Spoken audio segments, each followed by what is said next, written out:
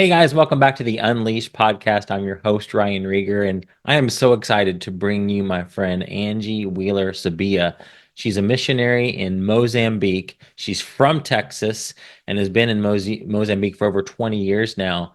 This episode is so powerful. If you have a vision from the Lord, he's told you some things that are just haven't happened yet, or you're not even sure like that you heard correctly, this episode is for you because Angie tells her story of being a kid in Texas and having a vision come to her at one point about being in Africa, her hair in a ponytail, a hat on, and surrounded by little African boys. And she was like, what in the world do I do with this, God? She had zero desire to be a missionary, went on the mission field in Argentina, came back and realized I am not to be a missionary. But the Lord changed her heart. She was following hard after him and wanted to fulfill the call on her life. And well, God is so good, guys, because he little by little kind of baby stepped her in. He didn't share the whole vision because she said I would have got scared and not done any of this. So she had an opportunity to go to Africa for, I think it was a one month, I think, for a missions trip.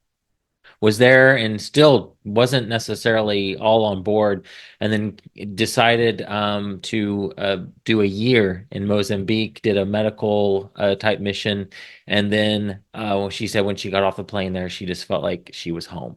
And so the Lord was so good to gradually ease her into this and change her heart in the process.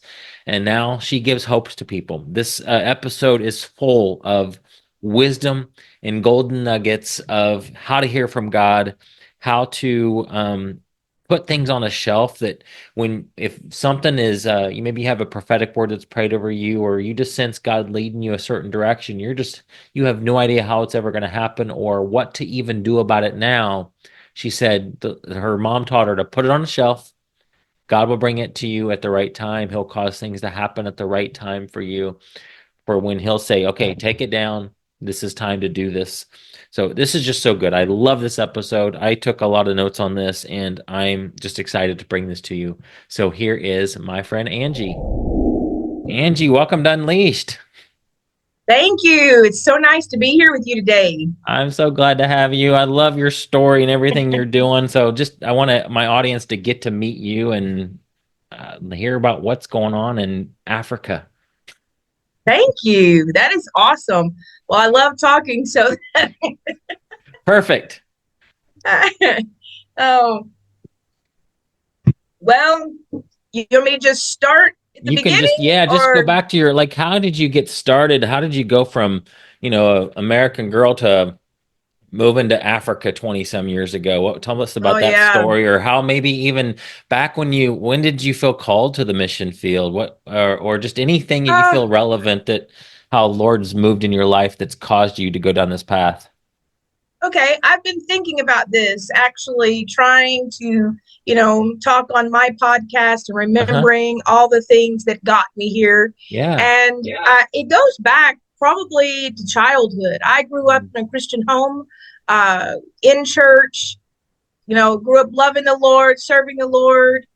My parents are probably the reason why I got involved in serving others. Like it was Mhm. something instilled to us at a young age. Yeah. I remember on Saturday mornings getting up and going with my dad to one of the nursing homes in our town. Wow. And he and I would go and visit the residents. Some of them didn't have family.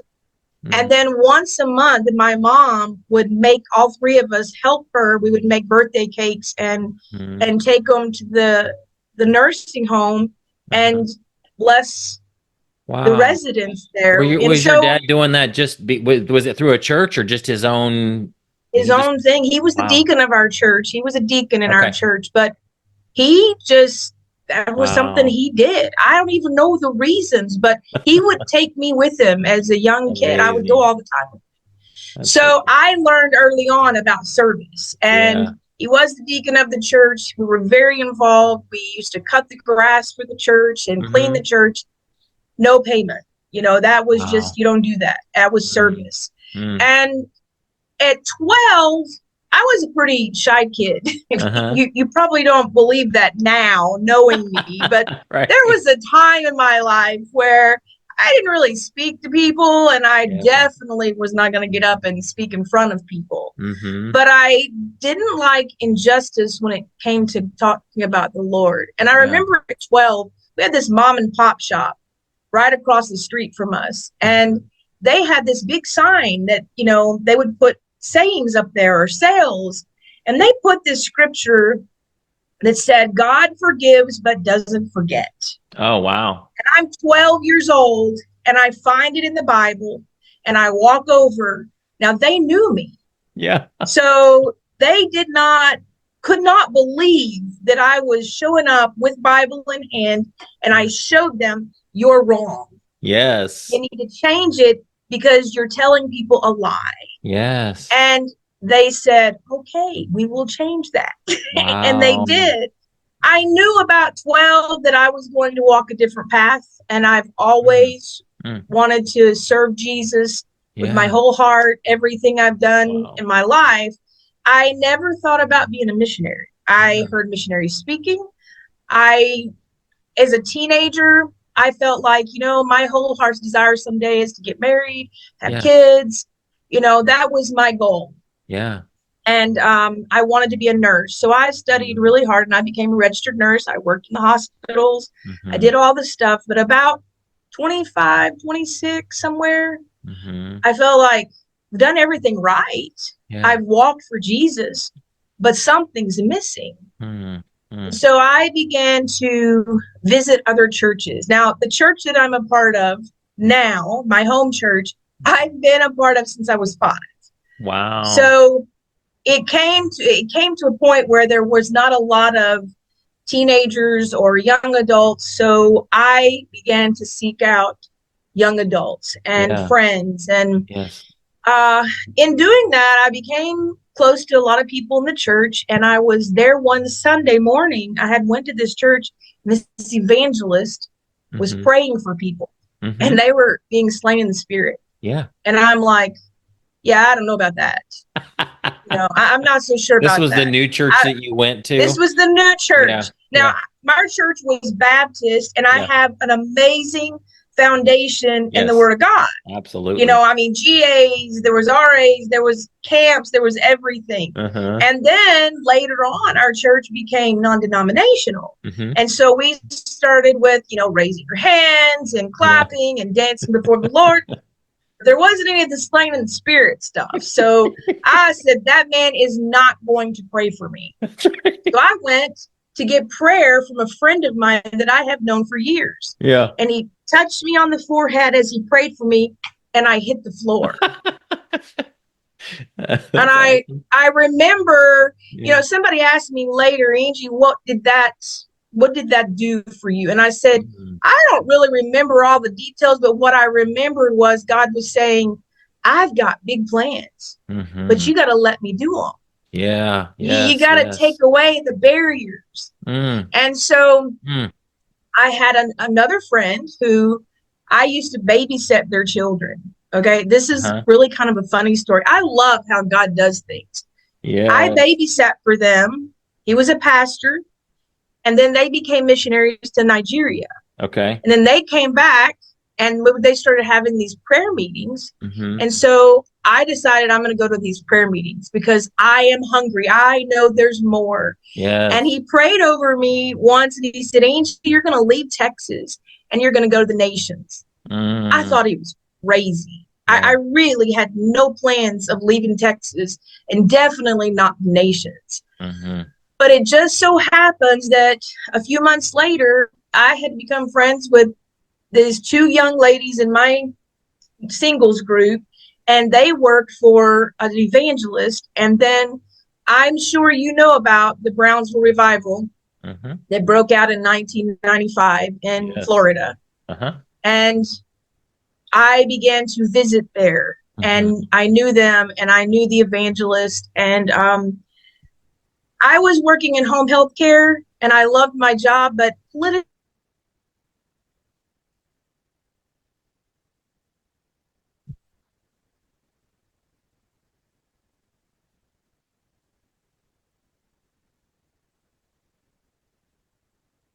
much. I was secretary behind a desk. But I was able to be part of the Brownsville revival. So I did that for 3 years. Now I can say it was preparation.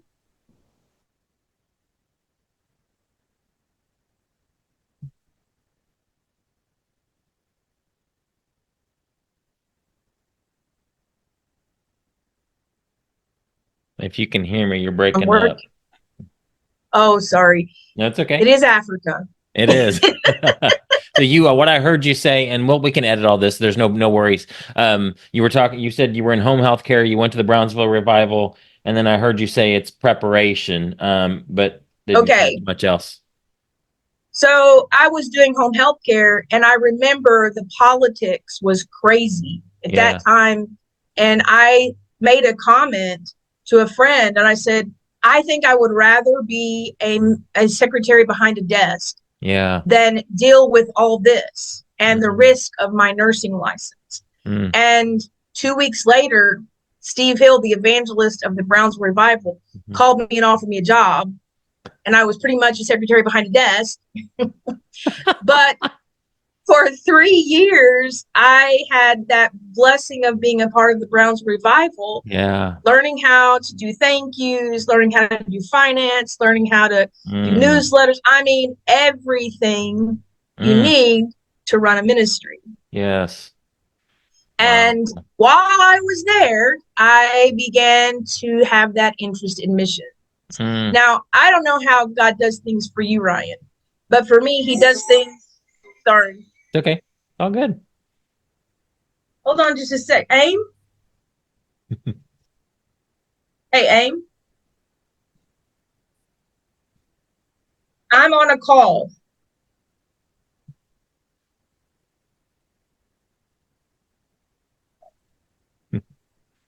I'm on a call. Okay, bye. Calling from Texas. Oh, really? Oh, wow. Yeah, it's my sister. Awesome.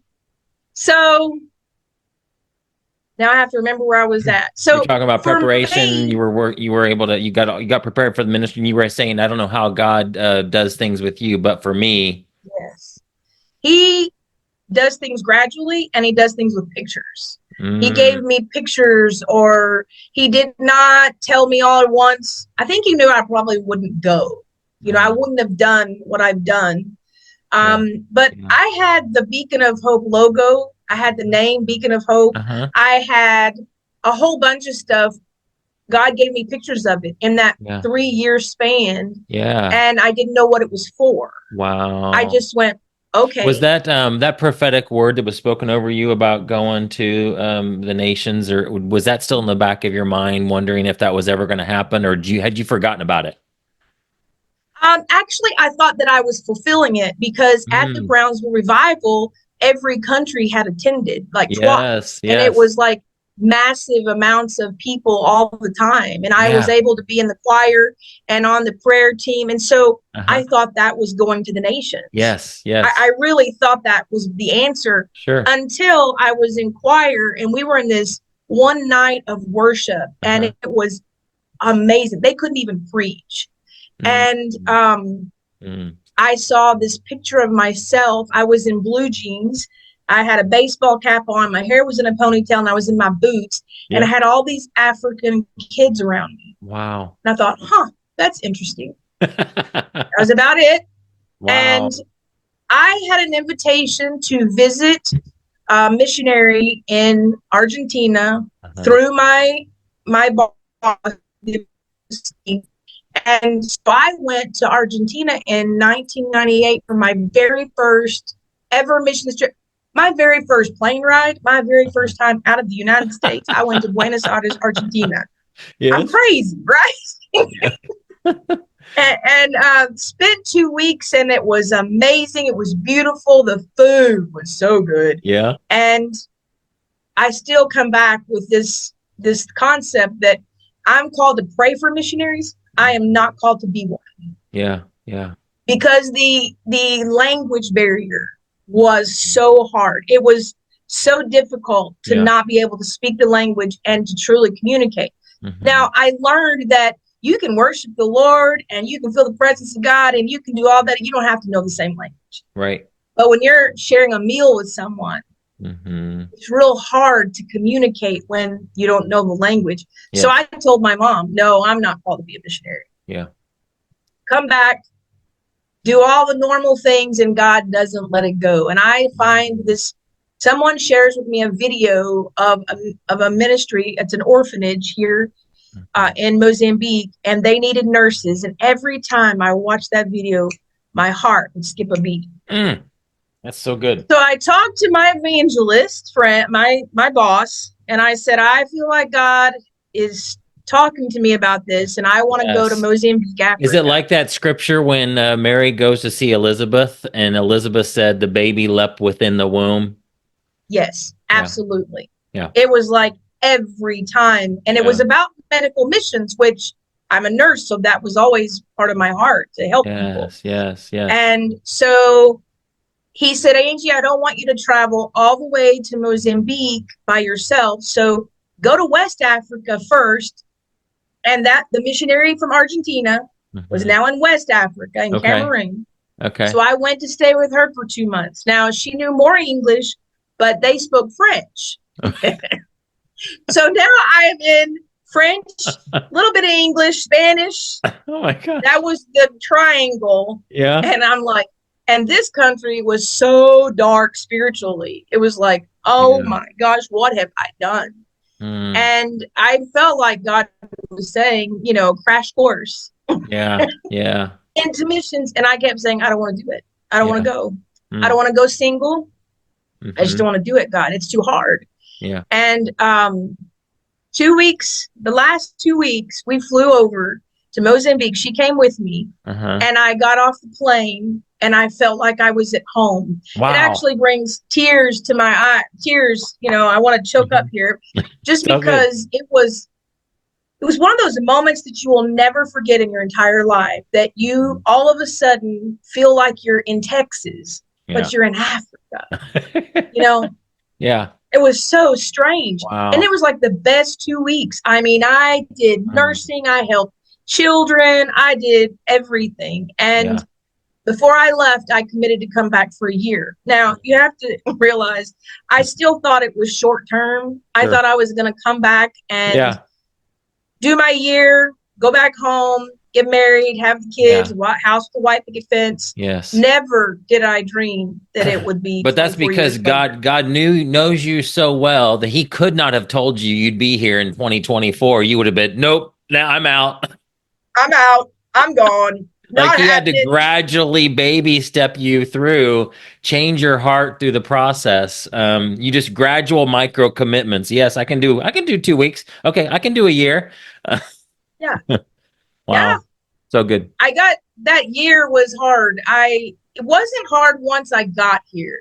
It was hard leaving my family. I'm Sure. very, very close to my family. And I remember my parents dropped me off at the airport, and my mom told my dad, do not look back. She's already crying. Do not look back. I am 20 something years old. I mean, 27, 28 years old, you know? Yeah. Do not look back. And oh gosh, maybe I was 30. I think I was 30. And I get to London because back then they had no direct flights. So you had to go to Europe and stay for 12 hours. And I figured it out. And I called my mom and said, I can't do this. I'm coming home. She said, no, you're not. You made a commitment. Yeah. You can do this. Wow. And once I got here and started working and doing nursing and helping the kids, it was great. Was there a point of, did you have a point of contact there that first year? I did. I had been working with one of the nurses back and forth. Okay. Funny enough, I get there, she leaves and goes back to Europe. She said, here's the keys. Oh my gosh. Oh yeah, Wow. my first 3 months was really hard. It was like functioning as a doctor. Oh my God. Not really as a nurse. Wow. And yeah, that was hard. We lost like 3 babies in the matter of 5 babies in the matter of 3 months. And I had a hard time. I struggled. Yeah. I had to really do some soul searching. But here's what happened. I had been taking care of all of these kids, going to their dorms when they've had malaria, checking on them, and I got to know the teenagers. Mm, Never in my life did I think I would work with teenagers, but mhm, at that point, I would ask them a simple question: what do you want to be when you grow up? mhm, And they would say, we have no idea. I'm 18 and I'm in the 6th grade. I live in a children's center. I have no family. mm. And they couldn't answer that simple question. Wow. So I started a youth group there in the children's center and for the surrounding community. We'd have about 60 kids a week. And I would talk to them about Jeremiah 29:11. Mm, Jesus has a plan for your life, not to harm you, but to yes. help you and to give you a future. Yes. And I don't want to change them or change their situation. I can't be the savior, but I can give them hope in the process. Yes. And that's Jesus. Mm-hmm. And so that is how Beacon of Hope pretty much came to being. Mm-hmm. God gave me the vision of a house with lots of land and gardens. And funny enough, he told me, he said, and your husband's coming. Okay. Mm-hmm. This was in like 2021, 22, and I kept thinking, oh yes, that's happening. And I knew by this time my heart was Mozambique, it was here. I knew by that time there was it changed me drastically. Yeah. Wow. I became more confident and I could make my own decisions, and Yeah. I was just different. Yeah. And that first year, I met my daughter, and she was 1. And so life just changed drastically. Wow. And I left that ministry. I finished my year, and I started Beacon of Hope on complete faith. Mm. The place where we're at now,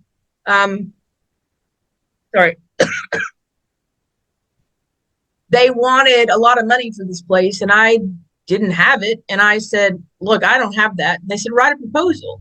Well, at that time, it's a difference, Ryan, when you're a missionary working under somebody else's ministry, Yes. than when you are the missionary running your own ministry. Yes. Were you with when you transitioned over to Beacon of Hope? Were you under Globe at the time, or were you independent? Yes. Okay. No. I actually joined Globe in January of 2000. Okay. All right. So, yes. That's good, because so you didn't feel alone.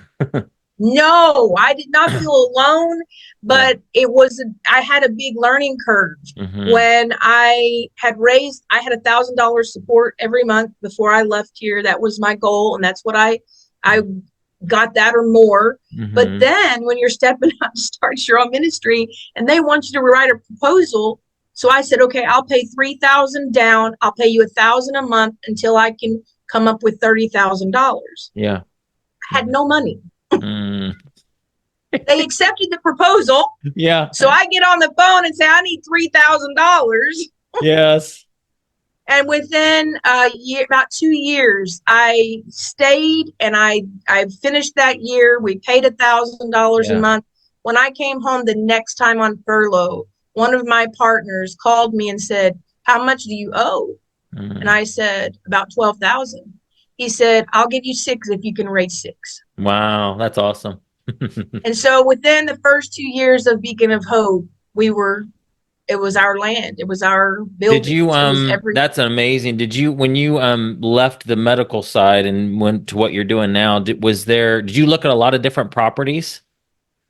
I had started looking at properties, and this one came through I don't know if you know anything about Iris Ministries. No. Heidi Baker. Oh yeah, of course. Yes.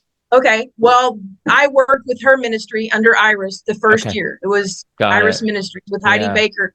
And she's the person that connected me with the missionaries here. They so cool. were leaving, and so that's how I even found this place. That's amazing. And I didn't know the connection with Heidi Baker. My wife loves her and has just heard some of her.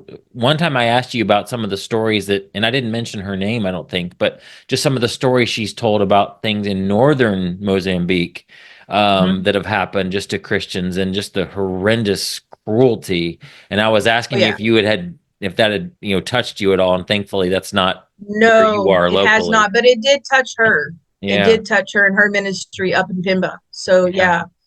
But Wow. everything I do started because I went there. And then God just kind of steamrolled. So That's so cool. we had made this connection here, and we began Beacon of Hope. Yeah. The first group of boys came December the 3rd of 2002. So December will be 22 years. Yeah. Wow. And when you stepped on the property, did you know it? Did you know this is what the Lord showed me in my vision? That's awesome. Yes. Yeah. That's yeah, awesome. that was weird too. I love it. It was weird. There was a guy living here at the time, and he offered us a Coke. We were sitting in the kitchen, and I looked at my friend and said, "This is mine." Yeah, that's awesome. It's just it. And so, yeah, we have about 4 acres of land. And over the years, God has done so much, and we've been able to put a security wall around it. Yeah. And yeah. But that's how you also had the courage to step out in faith, because God had already told you in advance and gave you a vision of this. So when you saw it, you weren't, I'm sure it was scary to say yes to a proposal or to even do a proposal. It's still scary, but you knew he had already shown you this property. And so you knew somehow, some way he was going to work it out. So absolutely. Yeah. It's not like you were just, oh, this looks good. Let's try this. Let's hope, you already knew. Yeah. I knew. Wow. That's so cool. What I forgot to tell you, I'm going to backtrack just a second. It's after that 2 weeks when I was here with a friend, I developed my pictures. And the very last day we were taking pictures with everybody. And there was that picture of me in the baseball cap, in the jeans, in the boots with lots of African kids. That's awesome. Do you have that blown up somewhere and put on a wall? Yes, it's in Texas. I love it. I have a little picture here, but yeah, I framed that one. And I think that was a really big lesson for me on, you do hear from the Lord. Yes. You did see. Absolutely.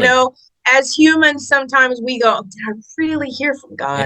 Yeah. Did I really see that? And I think that was God just saying, you saw it. What do you do? Okay, so this is so good, because there's so many people that are back at the stage where you were in that choir and seeing that vision, and they're wondering if it's the Lord. So what would you, if you could go back to yourself then and have a conversation, what are some of the things that you would tell yourself, other than, yes, of course you heard from God, but when you, especially even with that word, that prophetic word that you didn't know what to do with, how do you properly process that when you're like, that doesn't sound like me? Do you just hold it in your heart like Mary did, and how she said the word says pondering in your heart, and just say, here's my response, and you tell me, maybe I should just say it this way: God, I don't know anything about this. I have no desire to go to Africa or be a missionary or whatever I think I heard you say, or even that vision.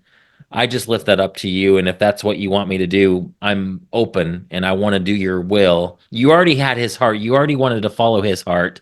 Right. But that's what I would say. What is your advice to somebody who thinks, I got this prophetic word, or I sense God saying this, but I don't know, that might just be me?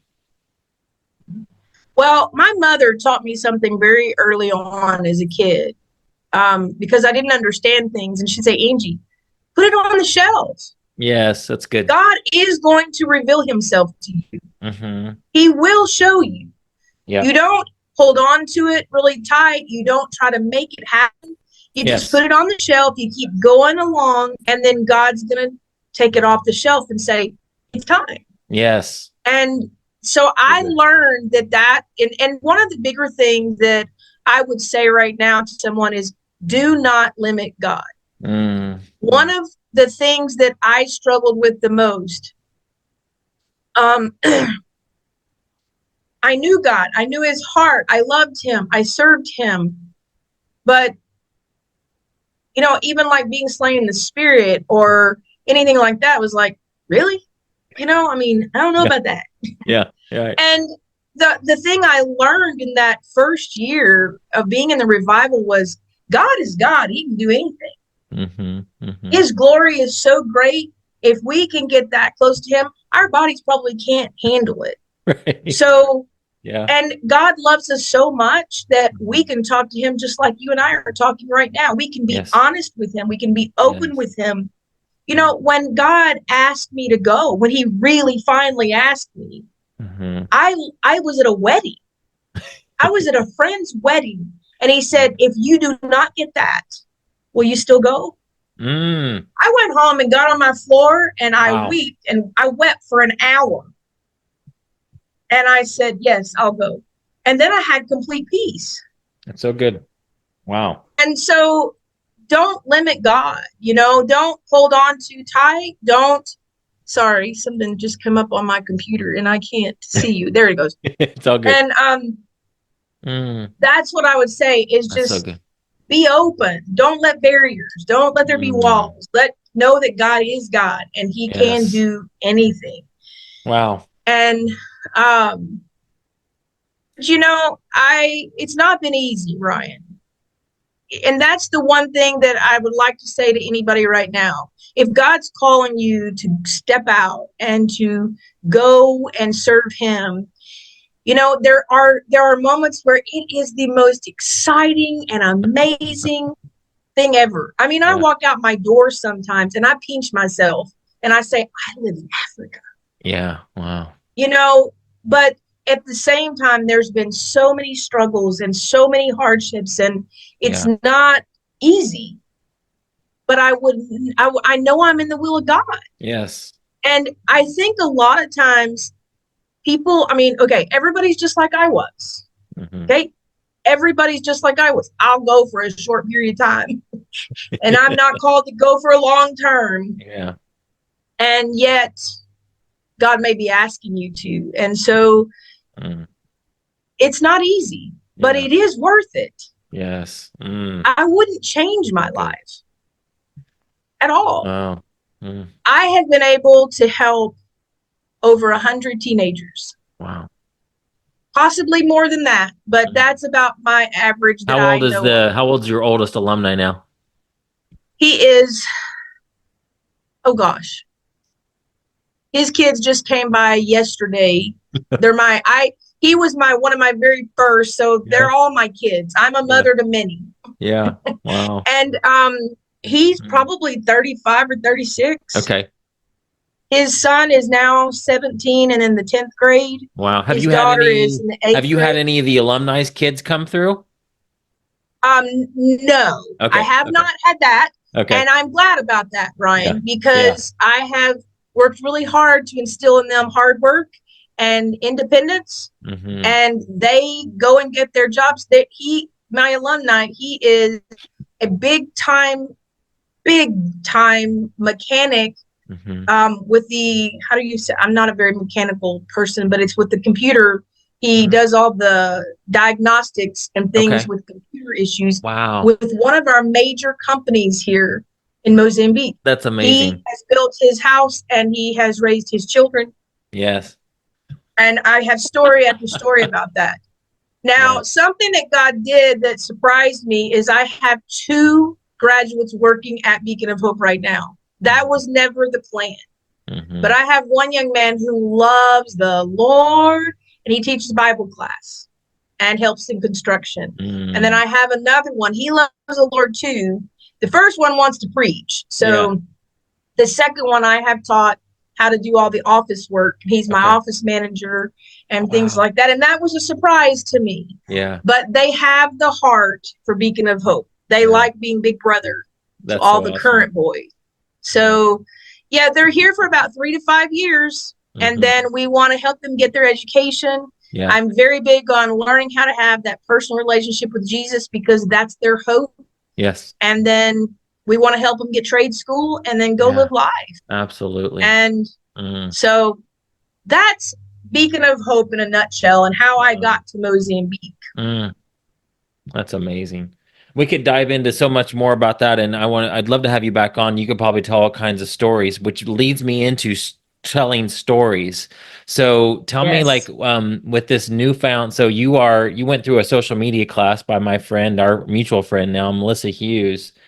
Tell me about what social media has done, just that getting in front of the camera and what you do as a missionary in front of the camera. Okay, wow.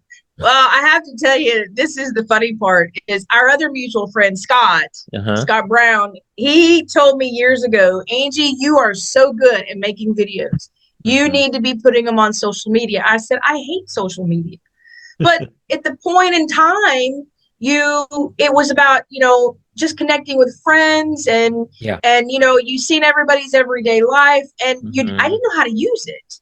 Mhm. So I didn't know what social media could do at the Yeah. time. Yeah. And the more he said that, I'm thinking, okay, I started every once in a while, started posting a video.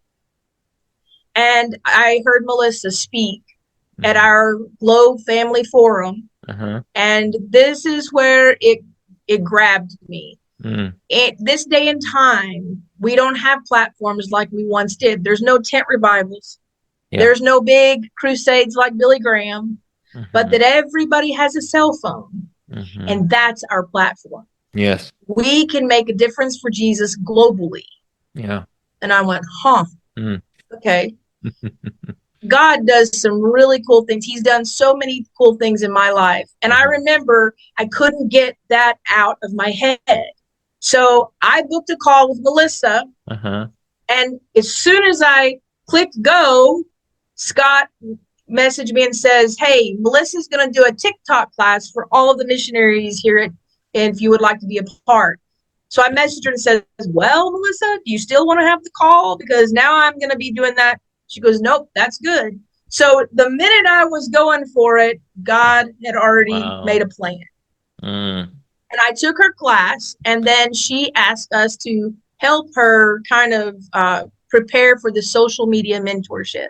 Yeah. And so I have been in her social media mentorship now for almost a year and a half, I guess, Wow. altogether. Really? It's been that long. And yeah, Oh my but gosh. here's what was so cool is I had gotten so stuck in my world, in Mhm. my life, writing newsletters, talking when I went to America about what I do. And all of a sudden, there's an avenue where I can transport my ministry partners to Mozambique Yes. on their phone. Yes. And all of a sudden, I had this new love for social media that I Yeah. never dreamed I would have, I love it. where I can help other missionaries, encourage them. I can Uh-huh. spread the gospel.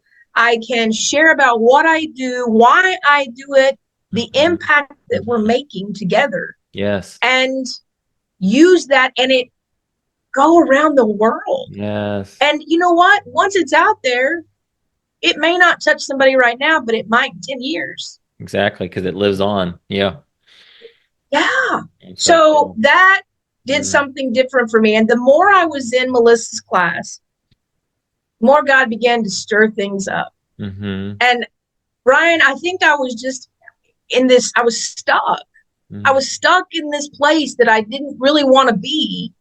But all of a sudden, I mean, Melissa's great and she's vibrant and, exciting. And all of a sudden I started dressing different. I was like, oh, I can mix and match this. And, okay, I want to be known for my colored glasses Yeah. online. I'm going Yes. to match. And I just got this new thing. And then God began to stir something up in me that he had given me. Remember, we talked about putting stuff on a shelf. Mhm. 17 years ago, when my son was a baby, Mhm. God gave me this idea to build a platform for missionaries Mhm. to help them find resources, figure out how to get started, just a place where you didn't have to feel alone. You didn't have to Yes. pioneer it by yourself. Yep. And so I built the website. Mm. I literally built the website and tried to do the Amazon, Uh-huh. program, Yep. but I just didn't know what I was doing. I didn't know how to do it, and it didn't take off. And so I just said, okay, well, God, I tried. I don't know what to do with that. In Melissa's class, Uh-huh. all of this stuff started coming back to the surface. Yeah. Then I met you, and I met, Scott. Again, Scott got involved, and then I did more with Melissa. And Yes. God is putting all this together, and Yeah. now I I don't even know how to say what I'm going to do. I mean, it's so exciting. Yeah, you're going to be teaching other missionaries how to do social media. Yes. Thank you. I love It's it. just so exciting because the times have changed. I will go speak anywhere. I will go to a church and I will share about what I do. Mm-hmm. But now I get the opportunity to help other missionaries learn. And it's kind of like what I want to do. I want to help missionaries get started. Yes. I want them to stay on the field. I want them, to have a place where, hey, Angie, I don't know how to do this. Yeah. And somewhere in there, I started a podcast too. Yes. So, it's like, never dreamed I would do that. But God, that's where we learn the sky is the limit when we don't limit God. We and I heard somebody say this, and I can't remember who.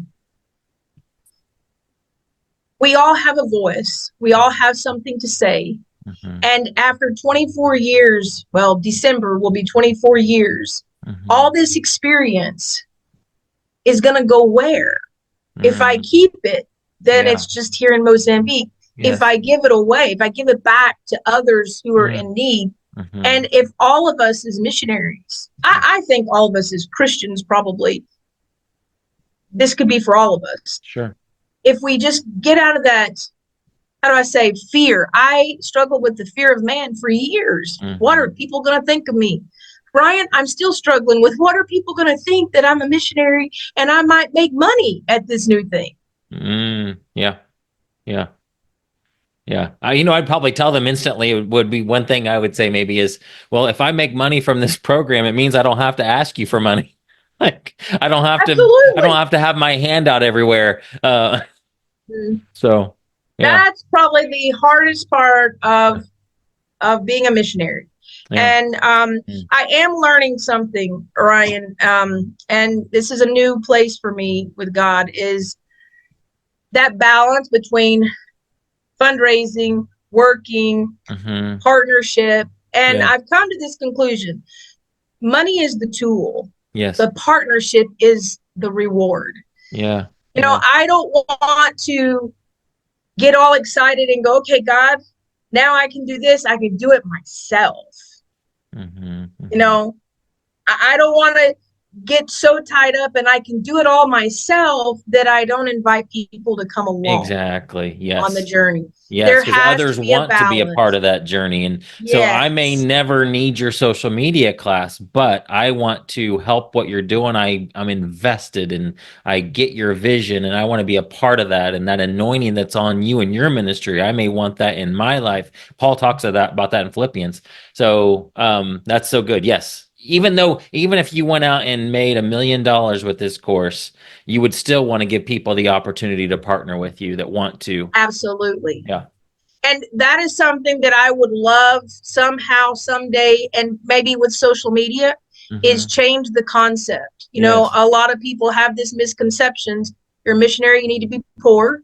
Yes. Yeah. You always have your hand out. And I think God has just really been talking to me about that because I've always struggled with fundraising. Yeah. And it's not really about money for me. Sure. It's not about, even social media. It's not about all the likes. It's not about going viral. Yeah. It's about the impact we can make. It's about encouraging somebody else. Yes. Okay, I have this story to tell you. Recently, one of my friends that I've known for years, I haven't talked to her in forever, and I did a video on my social media. And she loved it. And she said, oh my gosh, Angie, do you remember when you spoke at my church and you told this story about this? And I want you to do a video about that. And then I want you to tag me in it. And I thought, oh gosh, she's remembering something that I kind of forgotten. And it brings this connection and this you resonate, you something that you think is everyday life. Yeah. You share, and then it touches somebody who needed that encouragement. And that's what social media is for me now. Yes. It's making that connection, and it's an algorithm. So I don't know where it's going to go. I don't know what it's going to do, and I'm not out for all the things, but I love the fact that we can make an impact. And so that's why I do it. But Sorry. I was going to say something else and it went somewhere. It's all good. I can ask you a question if you want, because I have a I Go wonder. right So ahead. what would you say to the person that's in ministry, whether they're a missionary or even what? Yeah, let's just say ministry folks. What do I even post, Angie? Like I need money, but I don't want to go online and ask for money every single day. People are going to get tired of that and never want to see my face. So what in the And world do that's I true. post? And that is so true. I feel the same way. Hmm. Exactly. I don't really want to talk about money. Is there Right. a way that we can do this where we don't have to talk about money? I want to invite you to become part of my ministry. Yeah. I want to invite you to be on this journey with me. Yes. Yes. That's partnership. Money's Yeah. the tool. And when Yeah. you give to me or any other missionary, you're Hmm. investing in heaven. Yes. Amen. You're Yeah. like, you're depositing money in your savings account in heaven. Hmm. And Hmm. someday when you get to heaven, somebody may walk up to you and goes, I'm here because you were a part of this ministry. You were a Yes. part of Beacon of Hope Africa, Yes. and Yes. I Yes. learned about Jesus. Yes. Okay, you're not going to get a return on your investment here, but Yeah. you are going to get a return in Yeah. heaven. Amen. I had this ministry Mm. partner tell me one day, she said, Angie, my health will never allow me to come to Mozambique. But I am in Mozambique because I am on the journey with you. Yes, that's so good. And I was like, oh my gosh, that is so it. That Yes. is what it's about. So Yeah. I would say, talk about what you do. Hmm. Share the stories about what you do. I'm struggling too. I'll just tell you, not in a way that is I'm struggling to do the videos. It's more about I got 24 years of experience. Hmm. I've got to go back and remember things Yeah. Yeah. and remember the stories. Hmm. Or right now, I'm sharing a lot about what I do with my boys because Yeah. my boys are amazing and they're just amazing and they love just like these little sponges. And Yeah. so talk about what you do right now. Yeah. Show what missionary life is like. Yes. That's what I'm trying to do. Yeah. And don't get overwhelmed. I mean, I want to say this because this is where I am right now. Hmm. I am all for social media. My goal is to be on 5 times a week, post something. Hmm. But that's my goal. That doesn't mean I always meet it because I Yeah. run a ministry. Right. So you have to learn that balance. You have to not let it like overtake you and make you feel like, oh my gosh, I haven't done it. I haven't done it. I haven't done it. Yeah. No, Yeah. there's so much going on, but I have learned because of my time with Melissa is when you see something, oh here, let me film that. Hmm. Let me take a picture of that. Yeah. That's Yeah. something that somebody's going to want to see Hmm. and then later share it. Yeah. That's good. So, I don't know if that answered That's good. the Yeah. question. Yeah, don't make it hard. Just tell some stories. Tell what's going on, and you don't feel the pressure of like, oh, that one got 100 likes and that one didn't get any. Wonder why? I Yes. don't know. Just Just move don't on. know. That's it. That is the really good part of this Yeah. is it doesn't really matter. And Yeah. sometimes people are going to say things that are not nice. Yeah. And you're going to say, "I'm so sorry that offended you. God bless you anyway." And keep moving. That's right. Our friend Eric, he Hmm. told me, he said once, he said, any comments or what did he call it? Any comments, it's a chance to communicate. It's a chance Yeah. to how did he say it? Man, he said it really good. We'll But find out. I'll ask him. yeah, ask him because he made this really good comment once about any comment is a way to communicate. It drives traffic. Yeah. If That's right. they say something back. That's And true. then if they say something and you're just driving traffic, Yeah. even Yeah. if it's not. And Right. I went, that's good. That is And good. so thank you so much. Yeah. I'm thank you for commenting. Your Right. opinion is important. Right. And so we have to just learn how to be brave and get out there and do it. And it feels weird at first, and then eventually you get really good at it, Yep. and it doesn't take as long. And then you go, oh, hey, this will be encouraging, and it Yes. becomes second nature. Yeah. Wow. How many? So What real I'm quick trying question. to learn. How many Go of the ahead. people how many new followers have you gotten from, and it may not be hundreds, and that's okay, but like how many new people are following you that you didn't know before? They're not part of your original crew or any like somebody you went to school with. I'm curious, like how many new people are starting to follow you or maybe even donate to you or become involved in what you're doing because of social media. Okay, sorry, I'm trying to turn off my phone. Um, um, I don't know this for sure, Uh-huh. but I have two new supporters Wow. that I do not know them. So I'm Wow. not sure how they found out about me, Yeah, but I have two new that's people for amazing. sure. Wow. And I do not know on Facebook or Instagram, I don't have a whole lot of traction on. Hmm. Hmm. Facebook, I already had quite a few followers, but I do have some new ones. Yeah. This one was cool. I decided that since I didn't know anything about TikTok, I would join TikTok. Yeah. And I now have 120 people that follow me that I do not know them. That's amazing. Yeah, Yeah. absolutely. That's like, I mean, so people think, oh, that's only 120, but that's like a 120 member church.